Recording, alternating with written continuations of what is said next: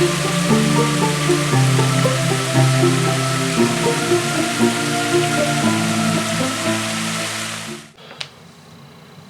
morning, everyone. Alright, so not much to really talk about. You know what, maybe I'll do a podcast to talk about some of the stuff I really wanted to talk about, but anyway, I kind of just want to jump into it today. I hope you don't mind. And I did ask for comments on what you guys like, what you guys could do without. Got some really constructive feedback, so thank you to all who provided it. It was very, very helpful, and I imagine will draw more people to the channel. Also, thank you for bearing with me yesterday, because yesterday I screwed up. And I gotta tell you about this screw up. It's pretty big. Somehow, I don't know how this happened, but I'm glad I caught it when I did. The video went out a little late, and I was only able to get maybe a few links out. And that's because when I was uploading it to CloudHub, I usually just use a screen grab instead of their tool for uploading the cover art, because the cover art just never quite comes out right on CloudHub for some reason. So I was like, okay, well, I'll just get a screen grab, and I noticed the rune casting was in it. The rune casting was among the screen grabs, and I was like, wait, what? And the way I do it is I'll go ahead and I'll load it into my video editor, get everything in place, get the volume where I want it, put all the elements where I need it, hit export. Once it's done exporting, I'll save the project, but I'll delete all the original files.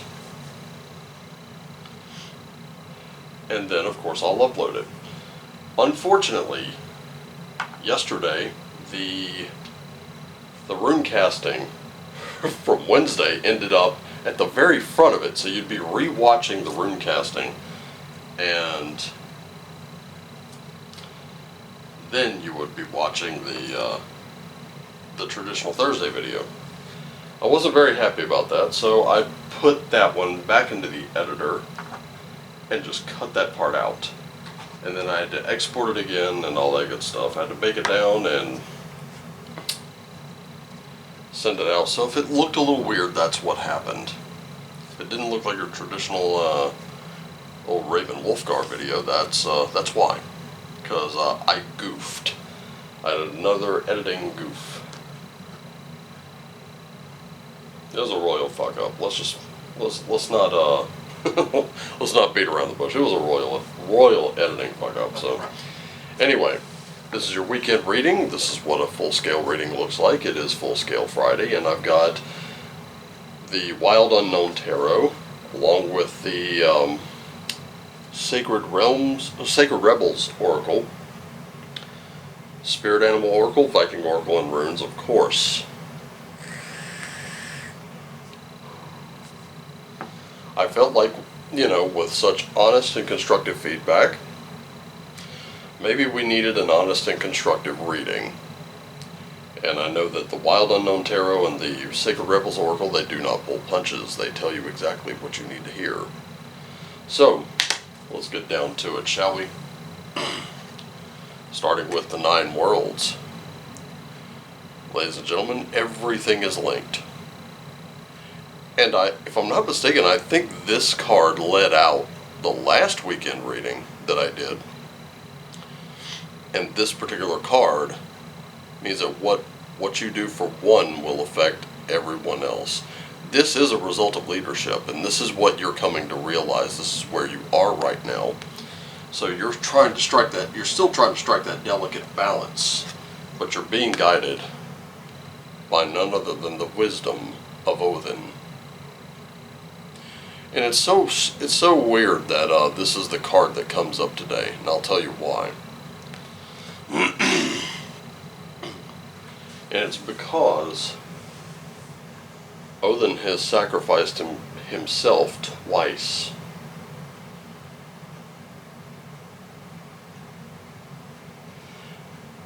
once hanging himself from the tree Yggdrasil, which holds the 9 worlds.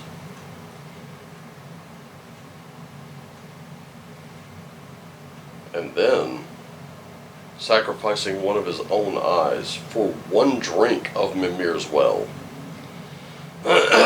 Sorry. The rationale being that he was a god, and how could he possibly conduct himself as a god if he were not wise? How can you possibly conduct yourself as a leader if you're not wise? I once saw a bumper sticker that says, "Wisdom comes from experience." Or good judgment comes from wisdom, wisdom comes from experience, and experience comes from poor judgment. You know, if we allow it to be like that, then that's true. But it doesn't always say it has to come from your poor judgment. It could come from the poor judgment of someone else. And don't you know, that kind of thing can really affect you. So, seems I was wrong. Last week it was the Norns that led out our last reading, but slowly but surely, as you gain the experience, you have to be able to learn from it. Once you learn from it, once you know your worth, because you do become a lot more valuable the more experience and wisdom that you have and you exercise, fall into claiming your independence.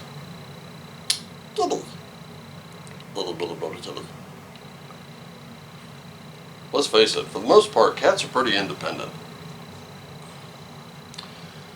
Dogs are loyal, and they know that we will reward that loyalty. And cats straight up don't give a fuck.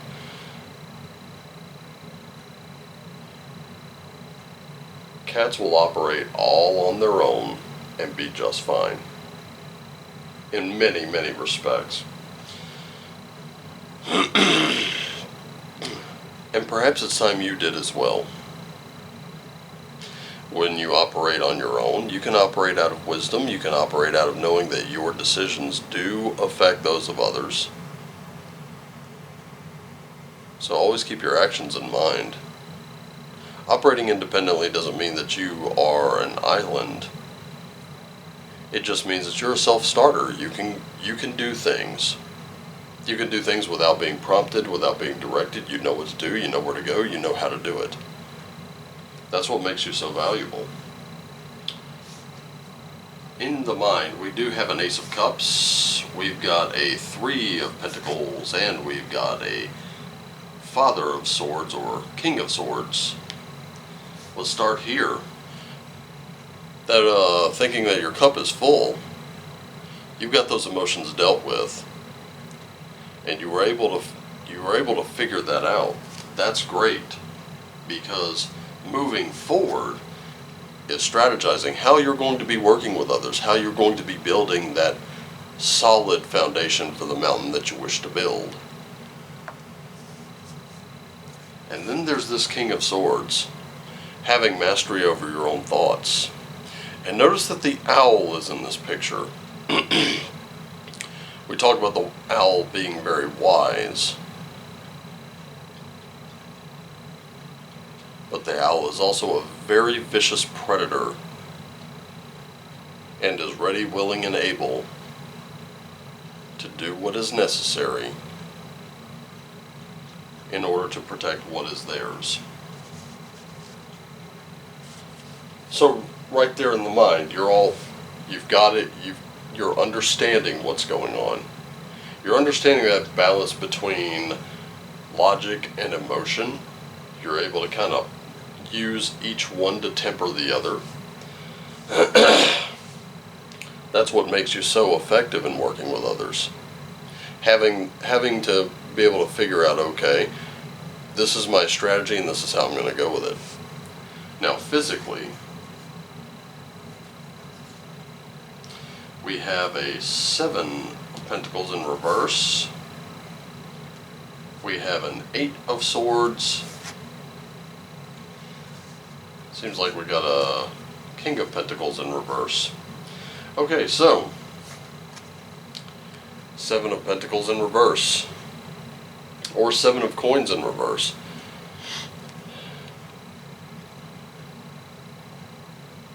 Doesn't seem like things are kind of lining up for you yet. Not yet anyway. Where you are right now, where you sit with that 7, is that you're not able to really, you're not in a position to give just yet. And it's really right here. This is the action card that you need to take. The 8 of Swords is always going to be that sword where, yeah, if you look at this, you're trying to build a mountain, but you're making a mountain out of a molehill. You're building the wrong one. Really, the problems that you have, they're not as big as you think. All you gotta do, open your wings and fly. Because, quite frankly, there's not enough of this to contain you. And that King of Pentacles in reverse. A little complacency. I'm seeing it. A little complacency, especially in the finances. You're just, it's time to reclaim your responsibility with them.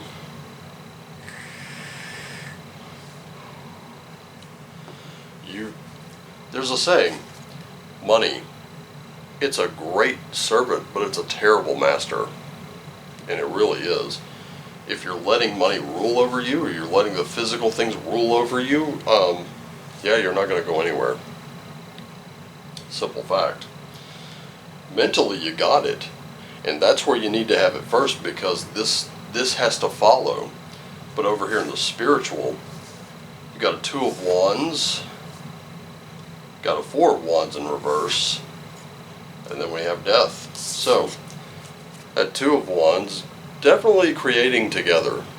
You and Spirit, in unison, co-creating.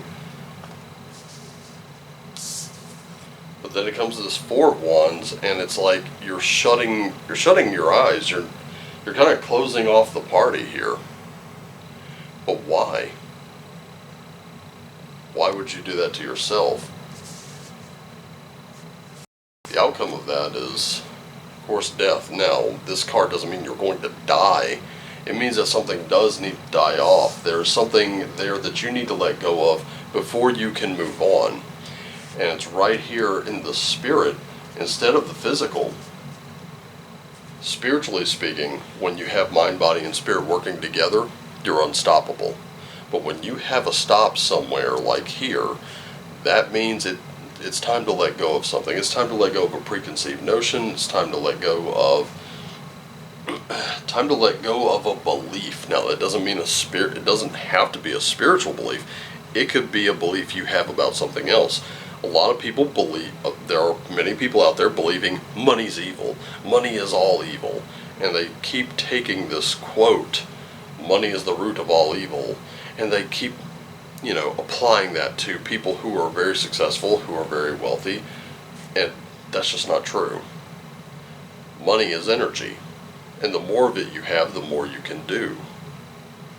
And the fact of the matter is, it is the want of money is the root of all evil.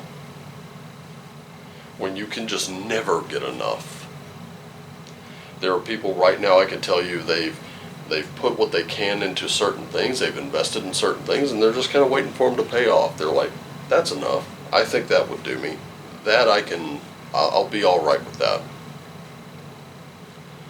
And there are some people out there, they're moving, they're trading, and it's just building and building and building and building, and it's like, at some point, there's only 2 reasons for that to continue. Number one, it's a game you're playing, and you know how to win it, and you know how to maneuver it. And that's just how you get your thrills. The second isn't greed, it's avarice. Greed is just wanting more. That's it. Avarice is wanting more at any and every cost. That's the difference. So if you're looking at money as this, just money itself is the root of all evil, that's a belief. And it's probably a belief you need to let go of. In fact, I can tell someone out there needs to let go of that.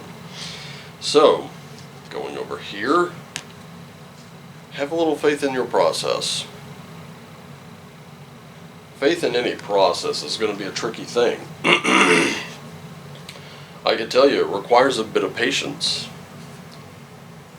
As this guy over here, this furry guy, doesn't like to wait until 11 to be fed.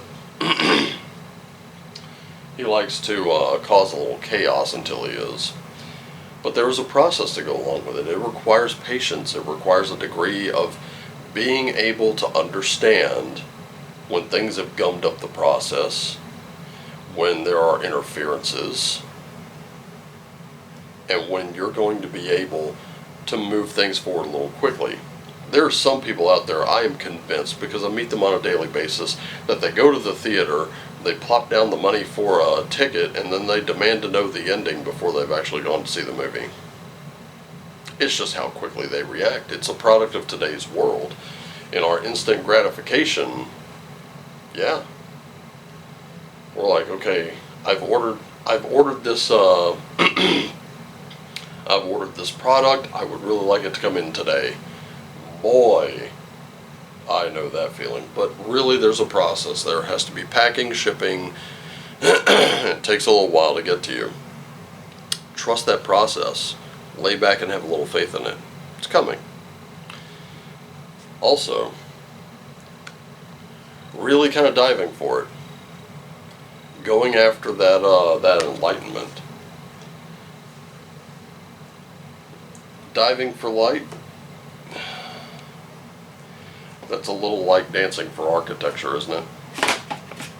Oops.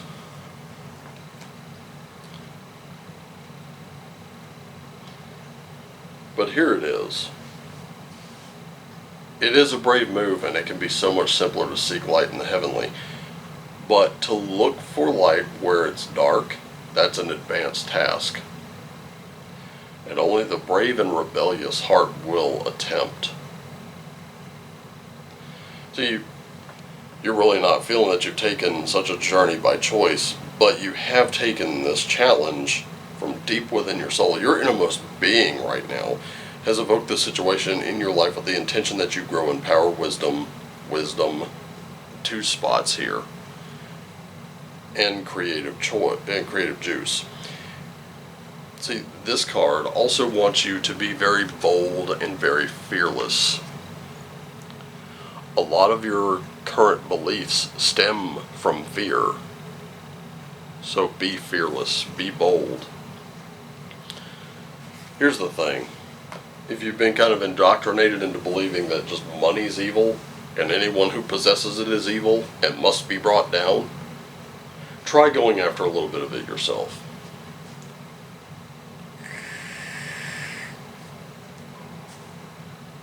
Many people in a position of leadership right this second